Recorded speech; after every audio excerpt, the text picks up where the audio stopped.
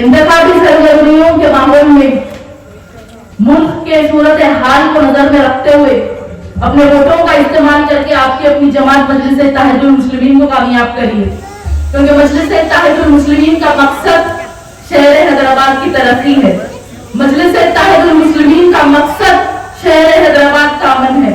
मजलिस इत्तेहादुल मुस्लिमीन का मकसद हमारा बेहतर मुस्तकबिल है।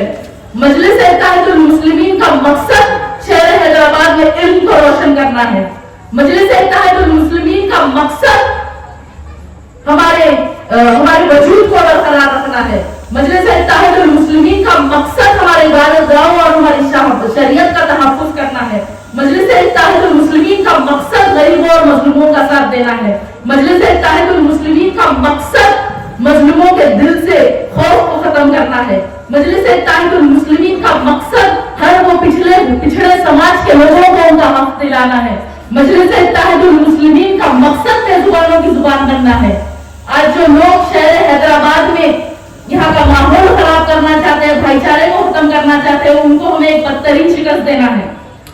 जब भी तेलंगाना हैदराबाद में ये योगी मोदी शाह आते बार बार वही बातें बोलते, क्या बोलते कि हैदराबाद को भाग्यनगर बनाना है, यहाँ से रजाकारों को भगाना है और मुस्लिम रिजर्वेशन को खत्म करना है।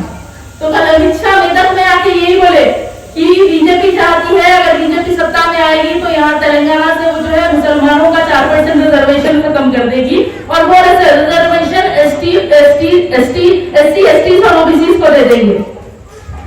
ये बीजेपी को कब से SC और ओबीसी की फिक्र हो गई भाई? राम मंदिर की प्राण प्रतिष्ठा में कितने SC और ओबीसी के लोगों को आप बुलाए? मंदिरों में आप उन लोगों को आने नहीं देते, उन लोगों के साथ नाइंसाफी होती, उन लोगों को भी तो हक मिलना चाहिए ना। हम भी चाहते हैं कि हमारे SC और ओबीसी भाई बहनों को रिजर्वेशन मिले, लेकिन ये कैसी बात हुई कि मुसलमानों का रिजर्वेशन खत्म करके उनको देंगे? रिजर्वेशन तो सबको मिलना चाहिए ना, SC को भी मिलना चाहिए, ST को भी मिलना चाहिए, ओबीसी को भी मिलना चाहिए, मुसलमानों को भी मिलना चाहिए, तभी जाकर होगा ना सबका साथ सबका विकास। ये मोदी जी के जुमले अच्छे रहते नहीं, जुमले भी अच्छे रहते, फेंका भी लंबे लंबे रहते। बहरहाल अमित शाह को चाहिए कि वो हकीकत मालूम रख के यहाँ पे आके बयानबाजी करे, क्योंकि वो कल फिर से ये बोले कि जो है तेलंगाना में आज तक BRS हैदराबाद लिबरेशन डे नहीं मनाई मजलिस के डर से। तो मैं आप लोगों को बता दूं कि हर साल तेलंगाना में हैदराबाद लिबरेशन डे मनाया गया और हर साल मजलिस की जानिब से 17 सितंबर के दिन हैदराबाद लिबरेशन डे मनाया जाता है। तिरंगा रैली निकाली जाती है, बाइक रैली निकाली जाती है। क्यों? क्योंकि हमें खुशी थी कि 17 सितंबर के दिन हैदराबाद आजाद हिंदुस्तान का हिस्सा बन गया था। लेकिन आज तक बीजेपी ने तेलंगाना में हैदराबाद लिबरेशन डे मनाने के लिए सेंट्रल से कोई भी फंड अलॉकेट नहीं किए, जबकि गोवा 2021 में गोवा लिबरेशन डे मनाने के लिए बीजेपी ने 300 करोड़ रुपए अलॉकेट किए, लेकिन यही हैदराबाद लिबरेशन डे मनाने क्यों नहीं करे? और सच्चाई जो है, हकीकत जो है, इतिहास जो है वो बदल नहीं सकता। 1948 में जब हैदराबाद डेक्कन में ऑपरेशन पोलो हुआ था तो हजारों लाखों मुसलमानों का कत्लेआम हुआ था।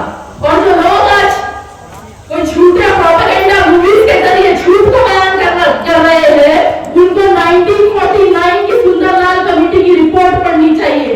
सब लोगों को सच्चाई हकीकत मालूम करने उस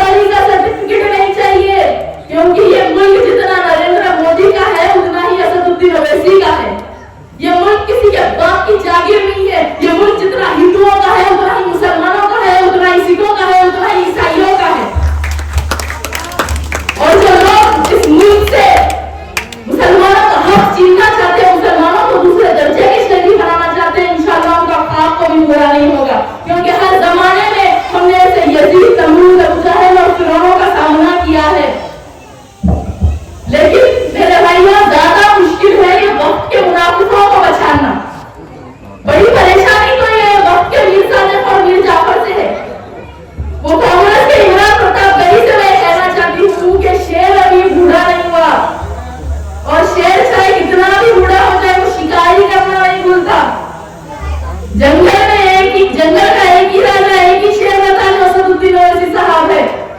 और शायद इमरान तुम तो जंगल के बंदर हो जो मदारी के टुकटुकी पे चलते, जो तुम्हारी मैडम मदारी के उठो बोले पे उठते, बैठो बोले पे बैठते। जब कौम के मसलों की बात आती तो हमारे शायद असदुद्दीन ओवैसी साहब बिना जान की परवाह करे बिन ब्रेक गाड़ी में निकल जाते और तुम कांग्रेस की गाड़ी में बैठ के ट्रैफिक में ही फंस जाते।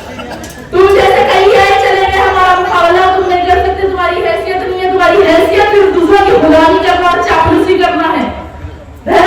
मेरी आप तमाम से अपील है कि अपने एक वोट का इस्तेमाल करिए, यहाँ के पोलिंग परसेंटेज को बढ़ाइए और आपकी अपनी जमात मजलिस इत्तेहादुल मुस्लिमीन को सिर्फ वोट से ही नहीं दुआओं से भी नवाजिए। शुक्रिया, अस्सलाम वालेकुम।